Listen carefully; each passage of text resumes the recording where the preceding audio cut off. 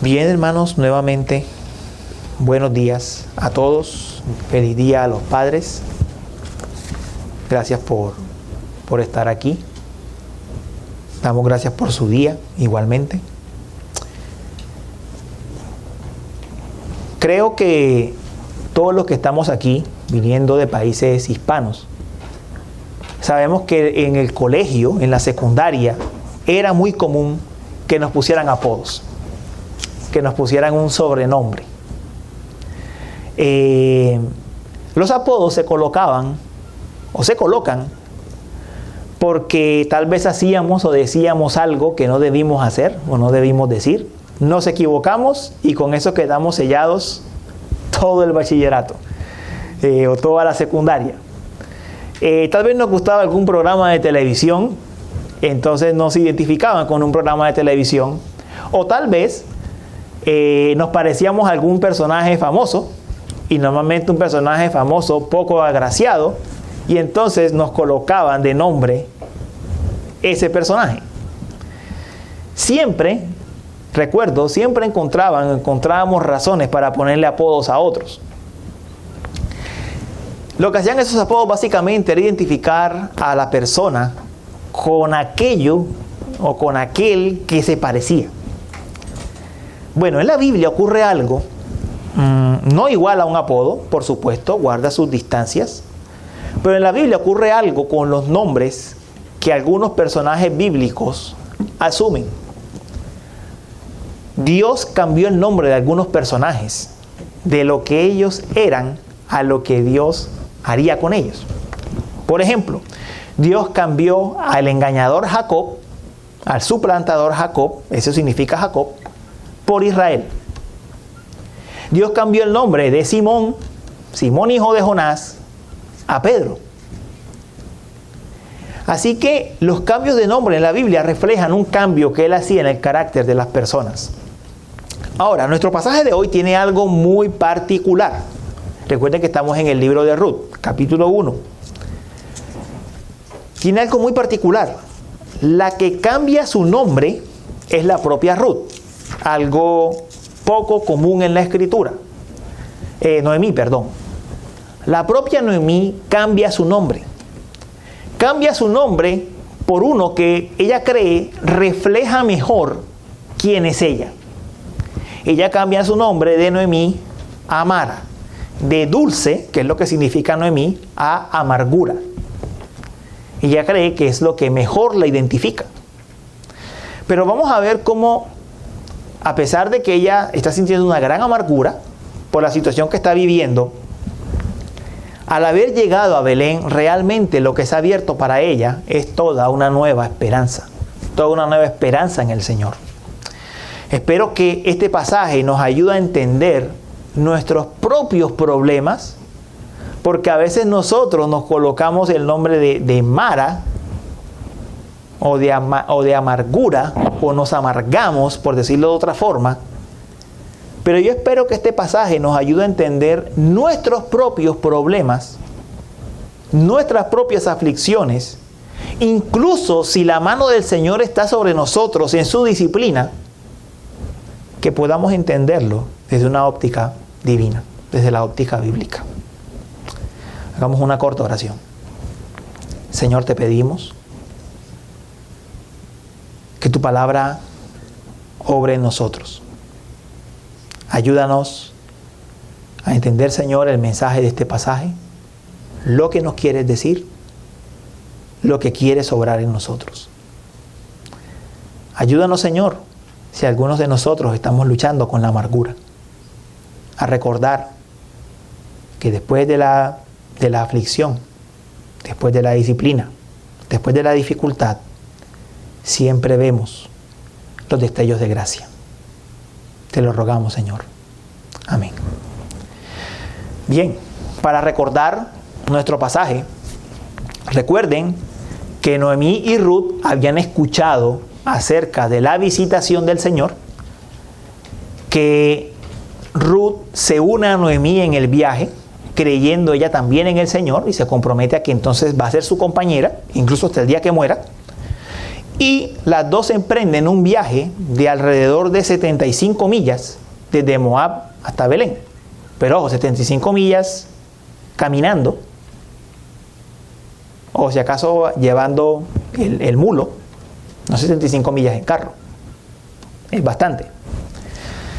En este viaje, en este largo viaje, ustedes se podrán imaginar todas las veces que ellas tuvieron la oportunidad de volver atrás. Todas las veces que se vieron tentadas a regresar, cosa que finalmente no pasó. Ambas mujeres llegan finalmente a Belén.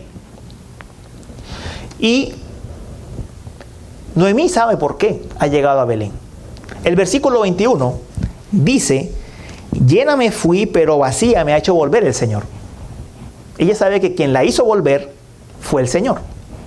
El Señor fue quien la trajo. Ella lo tiene claro. No perdamos de vista lo que está ocurriendo aquí. El Señor ha traído a Noemí y a Ruth desde muy lejos, ha obrado para traerlas a las dos, para que lleguen de Moab a Canaán, en el tiempo de su visitación, justamente para que esta moabita, Ruth, la estéril, recuerden que ella no tuvo hijo en Moab, tenga un hijo. Así como Abraham tuvo un hijo con Sara en la tierra prometida. Esto es lo que está pasando en toda la historia. ¿Y este hijo qué iba a ser? Sería aquel de quien vendría David, y de David vendría Cristo. Esto es lo que está ocurriendo detrás de escenas. Ahora, Noemí y Ruth regresan a Belén. Se arma una gran conmoción en la ciudad. Los habitantes, nos dice el pasaje, quedan impactados al ver el estado de Noemí. Ella, nos deja entender, Samuel, era una mujer de una familia próspera en la ciudad, tenían dinero y llega vacía. Ella se había ido 10 años atrás con un esposo, con hijos, con posesiones. Se había ido llena, como dice el pasaje. Pero ahora regresa vacía, sin esposo, sin hijos, empobrecida, económicamente hablando. Entonces, ¿cómo va a responder Noemí ante la situación que está viviendo? ¿Y qué es lo que el Señor está haciendo? Eso es lo que trata el sermón de hoy. He titulado esta enseñanza: de Mara a Noemí, de la amargura a la esperanza. De Mara a Noemí, de la amargura a la esperanza. Y va a tener 2 puntos.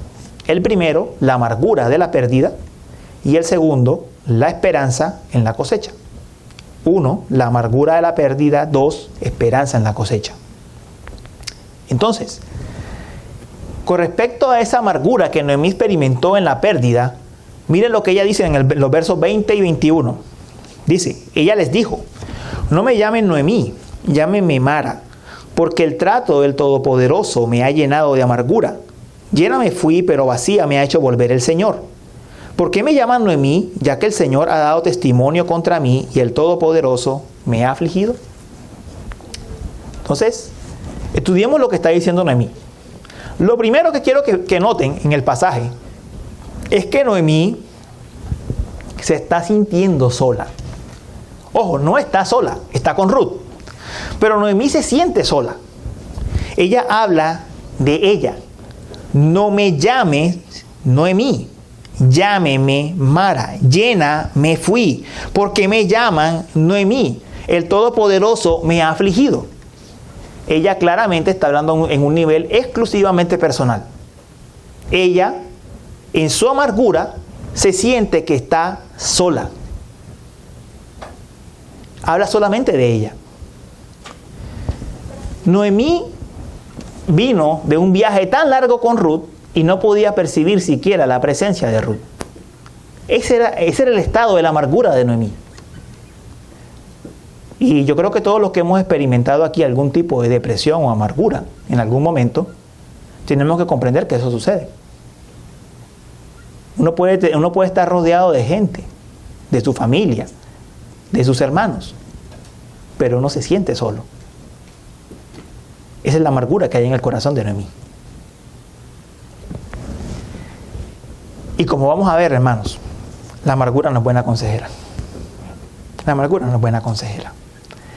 ¿Cómo percibe Noemí entonces su situación? Dice primero que el Señor la ha llenado de amargura, que el trato del Señor la ha llenado de amargura. Ella está diciendo básicamente que el Señor es quien ha causado todas las causas amargas y negativas que le han sucedido, incluyendo la muerte del esposo, la muerte de sus hijos, su empobrecimiento. Él es el responsable de todo. Eso es parcialmente cierto. El Señor es soberano. El Señor permitió todo esto. Sí, eso es verdad. Pero el Señor no la ha llenado del todo de amargura. Ella va con Ruth. Ella está diciendo la verdad, parte de la verdad, pero no es toda la verdad de la situación. Lo segundo es que dice que el Señor la hizo volver vacía. Y aquí está admitiendo, con esto ella admite que Dios, ella estaba llena cuando había estado en la tierra prometida, antes de irse a Moab. Está admitiendo que ella tenía su herencia, la herencia que le correspondía en la tierra prometida, que tenía su familia, no se fue por pobre precisamente, tenía su herencia, su familia, estaba en el lugar donde el Señor era adorado, en medio del pueblo de Dios. Ella admite que ella se fue llena. Ella reconoce que se fue llena. En medio de todo, uno puede ver aquí algo de sensatez en Noemí. Aquí hay algo de sensatez. Noemí, al principio, ella podría sentirse que el mundo se le había caído encima cuando llegó la hambruna a Belén. Pero lo que encontramos realmente aquí es que ella no estaba tan mal. Noemí no estaba tan mal. Ella se fue llena y vuelve vacía. Y hermanos, si un creyente decide alejarse del Señor y de su palabra, va a ser disciplinado por sus acciones. Ténganlo por seguro. Ella está experimentando como disciplina las consecuencias de haberse ido de la tierra prometida, de haberse ido de Belén. Ella, además de todo, al experimentar todo esto, está recordando implícitamente que ella es la que se fue. Ella dice, llena me fui. ¿Quién es el responsable? Ella lo está diciendo, llena me fui. Ella fue la responsable de haberse ido con su familia. Y el Señor la ha traído vacía. ¿Por qué? Porque el Señor la disciplinó para traerla. Vean, yo les digo algo. Esta es historia redentora, está escrito. Solo voy a hacer una pequeña suposición. Si el Señor no trata con Noemí, ella no regresa. Ella no regresa. Estoy casi convencido de eso. Lo que vemos en la historia es que es el trato del Señor lo que la trae de vuelta. Y como leímos en el libro de Hebreos, el Señor al que toma por hijo lo disciplina y lo corrige si se desvía. Pero hay algo aquí, y es que ella dice que ha regresado vacía, y no es del todo cierto. ¿Por qué? ¿Con quién regresó ella? Con Ruth, no regresó sola. Y lo segundo es que el libro más adelante nos deja ver que Noemí tenía una parcela, tenía una porción de tierra, todavía conservaba la herencia. Entonces Noemí no estaba completamente desposeída. Ella está hablando desde su amargura. Y está hablando desde su amargura. También dice, el Señor ha dado testimonio contra mí.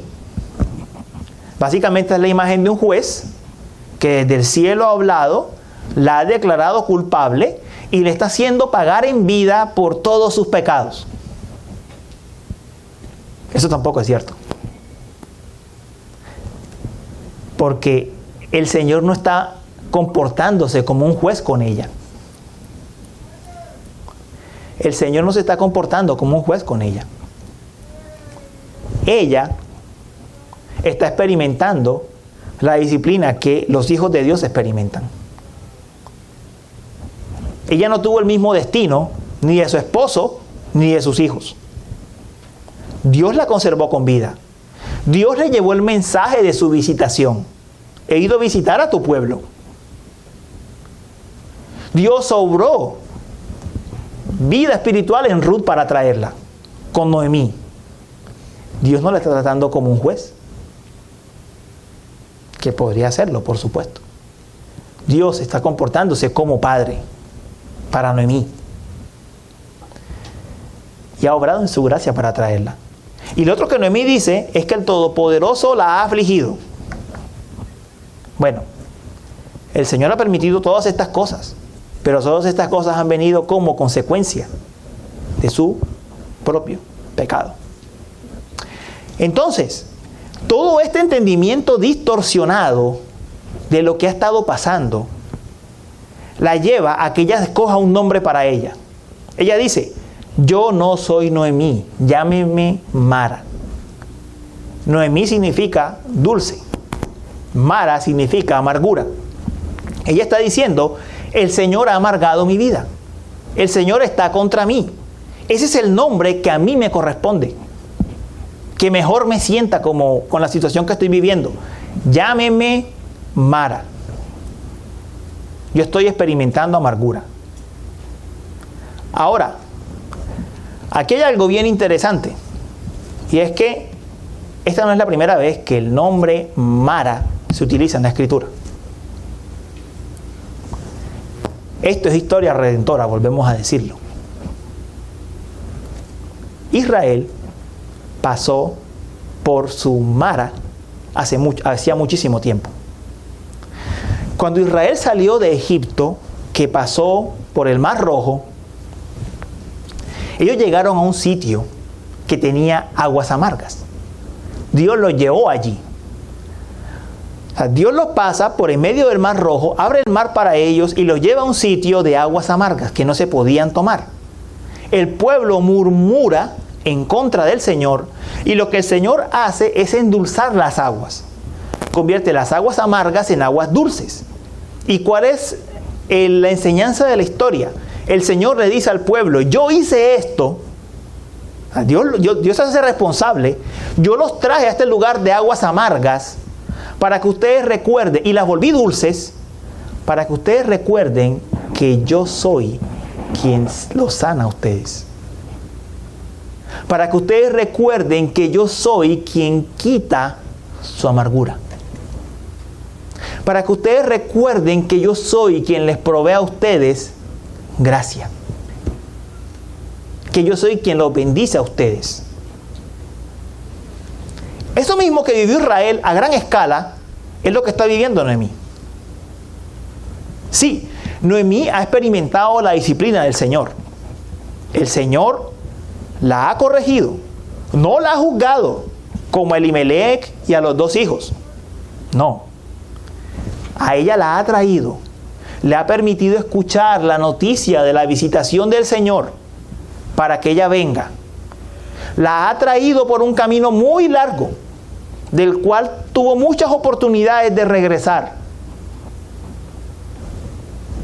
a Moab, pero la trajo a Belén.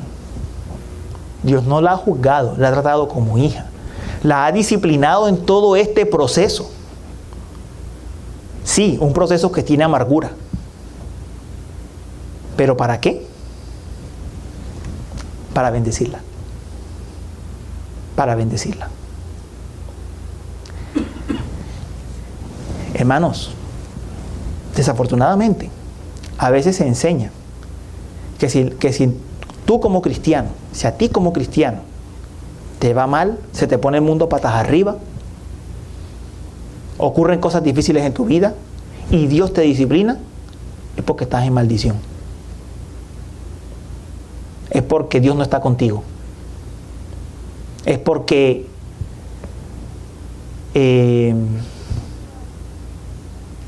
tú ya tienes todo perdido con Dios. No. Dios corrige, sí. El pasaje lo deja muy claro y la Escritura lo deja muy claro. Dios corrige. Cuando sus hijos se desvían, Dios los corrige. Pero los hijos de Dios son hijos de Dios. Los hijos de Dios retornan, regresan, entienden la corrección, vuelven. Porque la corrección para el hijo es para traerlo de vuelta. La corrección para un hijo es para finalmente obrar el fruto apacible de justicia.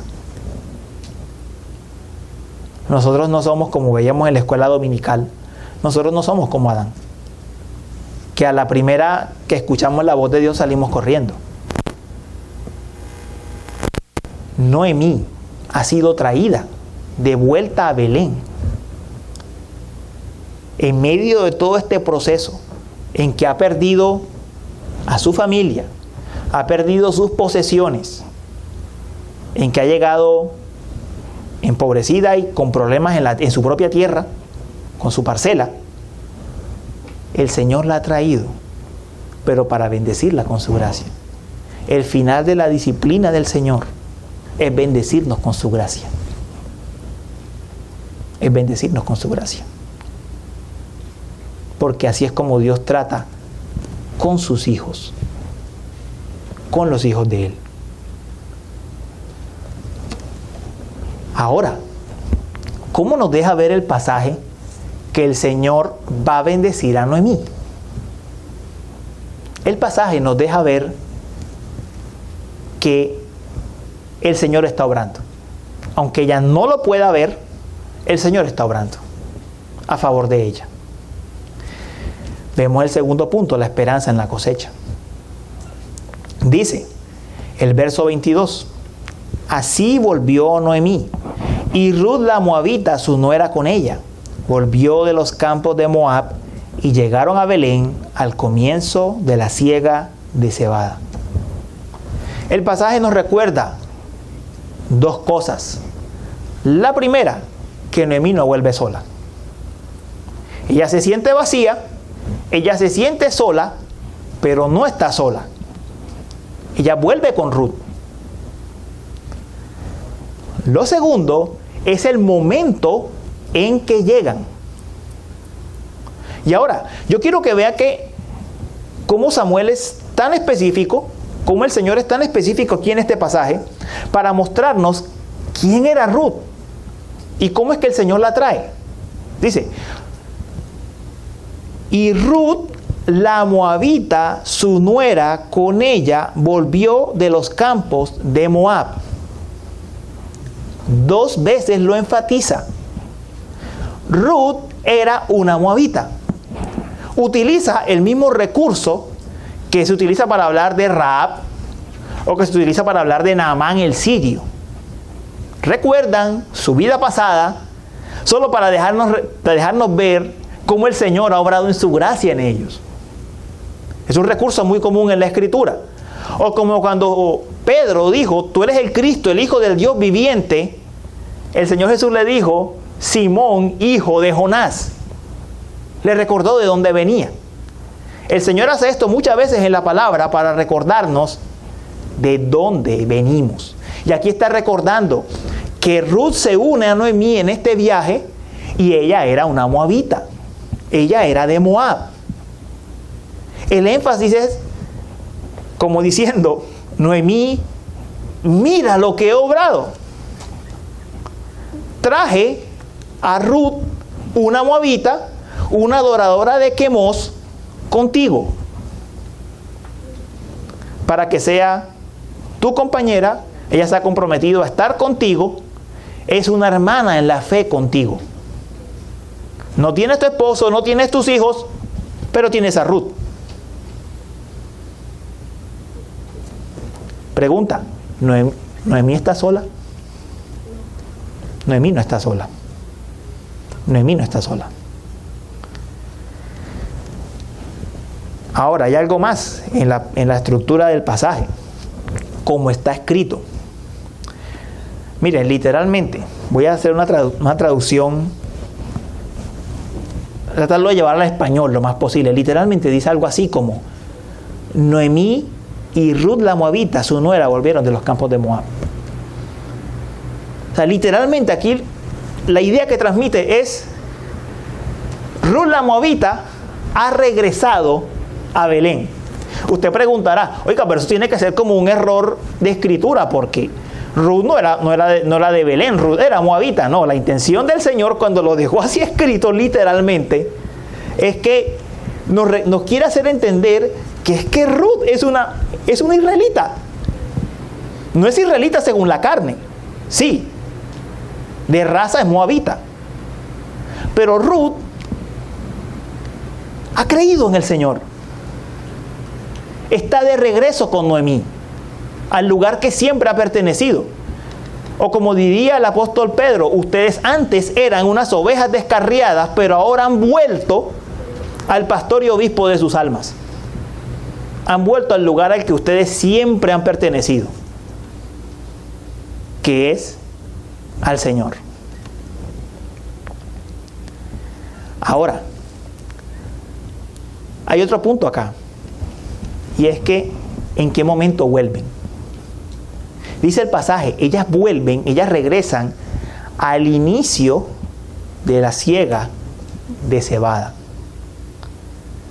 Hermanos, ni antes ni después.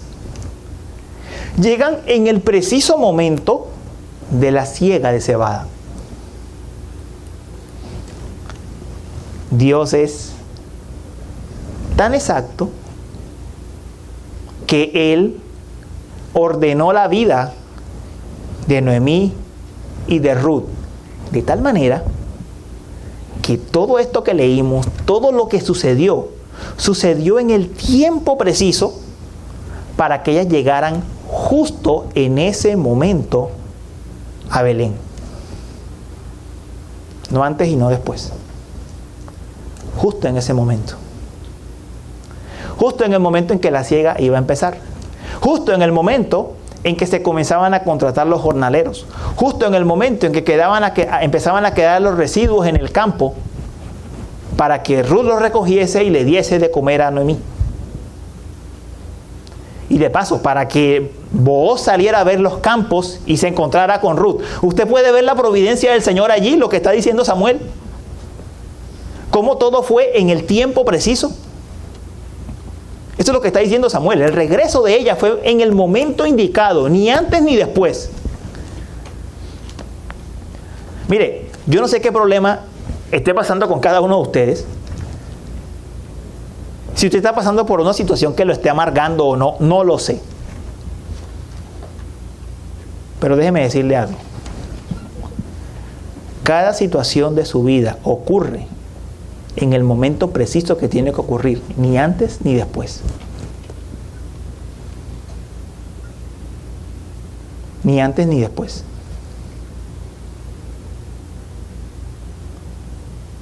A veces es complicado, sí. Porque no quisiéramos pasar por ciertas situaciones. No quisiéramos pasar por ciertas amarguras y por ciertas tristezas. Ni ser corregidos en ciertos momentos. Señor, ¿por qué no me corregiste un poquito antes o no me corregiste un poquito después? Por mi mala cabeza, por mi mala administración, por lo que sea. ¿Por qué justo ahora? No lo sé. Pero lo que el pasaje sí nos deja ver es la soberanía del Señor, la providencia del Señor gobernando el mundo. Eso es lo que nos muestra. Pero ahora hay algo más. Yo no sé si con intención o sin intención, Noemí utilizó aquí el nombre Todopoderoso. El Todopoderoso me ha hecho esto. El nombre todopoderoso, el Shaddai, no es como dijo cierta maestra hereje que significaba una barbaridad, ni lo quiero repetir. El nombre todopoderoso o Shaddai significa que Él obra con todo su poder para hacer cumplir su propósito. Así es usado en Génesis, así es usado en Éxodo y ahora también aquí en Ruth. Aquí está lo curioso. Noemí ha sido afligida. Noemí está recibiendo el trato del Señor. Pero en medio de todo esto, ella está reconociendo al llamarlo el Todopoderoso que Él está cumpliendo su propósito en ella.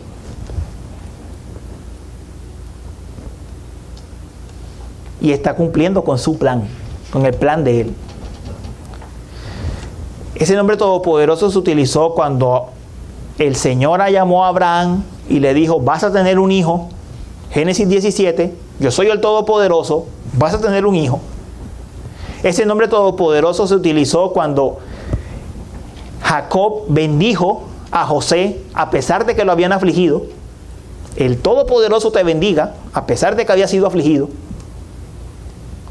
Ese nombre todopoderoso aparece en el contexto siempre de cuando algo terrible ha ocurrido y el Señor va a obrar con su poder para cumplir con su propósito.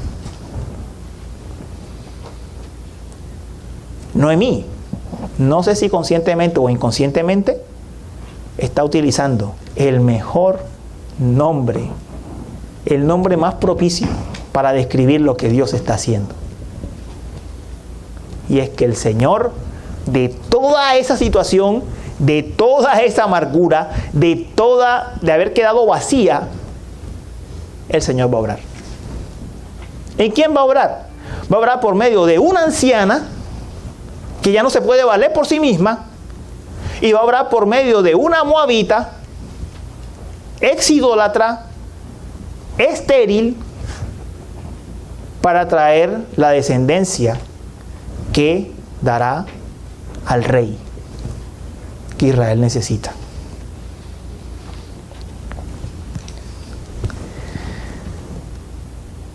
Noemí dice, estoy sola. No está sola. Noemí dice, el Señor me ha amargado, yo me debo llamar Mara.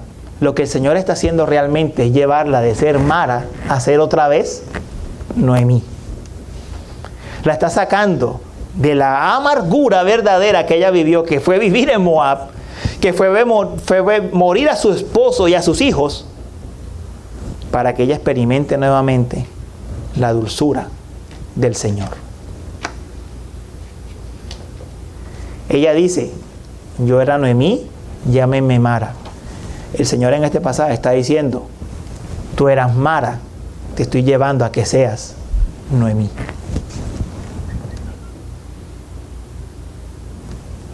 Llegó en el momento preciso a Belén, con la persona que Dios le había rescatado para ayudarla. ¿Qué va a pasar después? Ruth se va a encontrar en el momento preciso con Booz y la amargura se va a volver dulzura. La amargura se va a volver dulzura. Hermanos amados, nosotros somos seres humanos de carne y hueso, que atravesamos situaciones difíciles. La Biblia nos muestra cómo somos. Nos muestra cómo somos. Y yo sé que de pronto uno a primera vista puede decir, oiga, pero esa Noemí si es que es quejumbrosa. Yo he sido quejumbroso. Yo me he quejado. Y pierdo la perspectiva. Y la he perdido. Lo que uno ve aquí en Noemí, somos nosotros. Somos nosotros. Somos nosotros. Por lo menos Noemí hizo algo. Fue sincera. Por lo menos Noemí fue sincera. Y dijo lo que estaba viviendo. No fingió, fue sincera. Dijo cómo se sentía. No podía luchar, sentía que no podía luchar y dijo, el Señor me ha marcado, y lo dijo. Al menos eso sirvió para que ella después pudiese ver su situación desde otro punto de vista. Quiero terminar con un par de aplicaciones finales.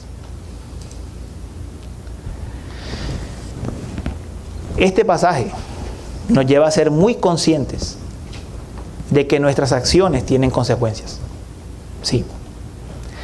De que el Señor disciplina cuando nos desviamos. Pero también nos lleva a ver que el Señor hace mucho más allá de lo que nosotros imaginamos. Nos permite ver que Dios siempre tiene presente con sus hijos el mismo propósito de gracia. Su propósito no ha cambiado. Y es hacerlos más a la imagen de su Hijo. Su propósito no ha cambiado. Es el mismo propósito. Y en el caso de Noemí y en el caso de Ruth, ellas van a ser parte de la genealogía del Salvador. Dios no ha cambiado su propósito. Al punto que los quiero llevar es que como hijos de Dios no se queden con la mitad de la historia. La mitad de la historia es la culpa. La mitad de la historia es yo soy responsable, yo soy culpable, no hay más nada que hacer. Que era como lo veía Noemí. La otra parte de la historia es Dios obra, Dios transforma, Dios restaura, Dios levanta en su gracia. No nos olvidemos de eso. Cuando uno se queda en esta parte, uno siempre ve catástrofe. Uno siempre ve el desastre. El desastre viene, el desastre va a ocurrir. Cuando uno se coloca acá, uno dice, el Señor obra. La otra aplicación que quería traer es en cuanto a nuestro trato los unos con los otros. Es una aplicación que tiene que ver con la consejería y nuestras relaciones como hermanos. Cuando tratamos con hermanos afligidos, recordemos que nuestros hermanos afligidos van a estar confundidos. No van a ver las cosas con claridad.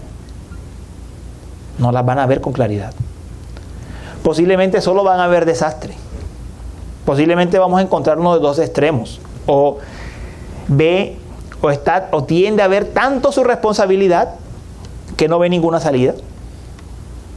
O es de las personas que no ven en absoluto su responsabilidad y hay que mostrarles que es responsable.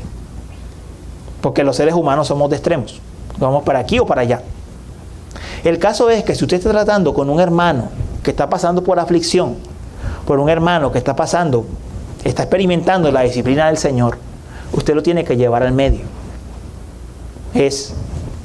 Sí, en el caso del primero, sí, tú fuiste responsable, pero tú eres un hijo de Dios. Recuerda que Él puede obrar en su gracia.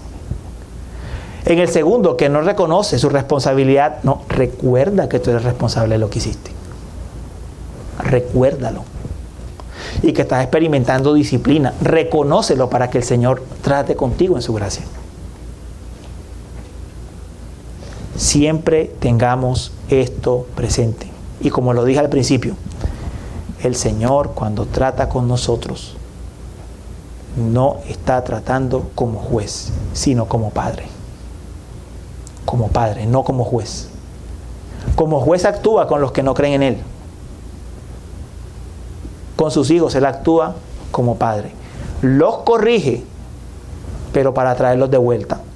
Los corrige, pero para hacerlos crecer, para formarlos. ¿O es que alguno de los hijos de nosotros pierde el favor de nosotros como padre cuando los corregimos?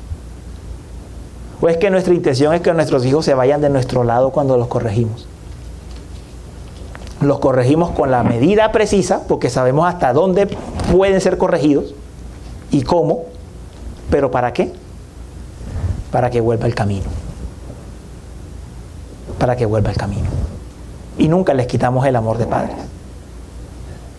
Si eso somos nosotros, es mucho más el Padre Celestial. Vamos a orar. Señor, ayúdanos a esperar, Señor, en cualquier situación que estemos viviendo. Aflicciones a causa del pecado de otros, o situaciones difíciles que ocurren, o disciplina, si es nuestra responsabilidad. Ayúdanos siempre a verte como un Padre amoroso que corrige, y no como un juez severo que busca destruirnos. Cuando tú nos corriges, Señor, nos traes a ti, nos regresas a tus pies, nos recuerdas quién eres tú y lo que has hecho por nosotros. Ayúdanos a verte así, Señor. Ayúdanos a profundizar más en nuestra relación contigo como Padre Celestial y a recordar, como leíamos, que nosotros no hemos sufrido hasta el punto de derramar sangre a causa de nuestros pecados, que eso lo hizo Cristo, y nosotros somos corregidos como hijos para hacernos más como Él, para formar nuestro carácter. Te lo rogamos, Señor. Amén.